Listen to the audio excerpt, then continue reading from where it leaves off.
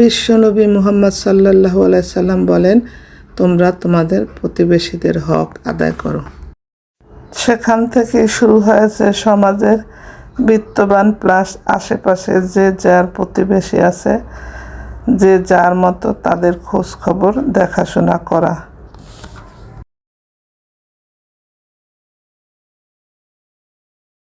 আজকে আমার ফ্ল্যাটের কিছু কিছু বাসায় ইফতারি দেব, সেজন্য অনেক ভাজাপুরি করেছি। ভেজে নিয়েছি আলুর চপ, বেগুনের চপ আর কিছু চিকেন ফ্রাই। আর ফল হিসাবে রেখেছিলাম কলা, মালটা, আঙ্গুর, আপেল এবং কমলা, বুট, সস, পিৎজা, শসা ইত্যাদি দিয়ে প্রতিবেশীদের বাসায় ইফতারি দিয়েছি। আসসালামু আলাইকুম সম্মানিত দিনী ভাই বোনেরা।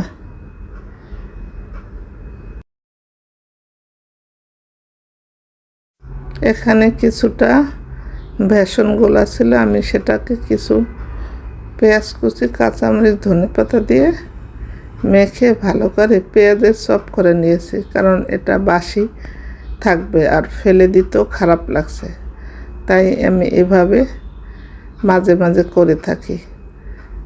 বাসি না খাওয়া ভালো, গ্যাস প্রবলেম হবে না। আর ফেলে দেব কেন, এটা তো আমার অর্থ দিয়ে ক্রয় করা, তাই এই প্রসেসিং আপনারাও করে নিতে পারেন।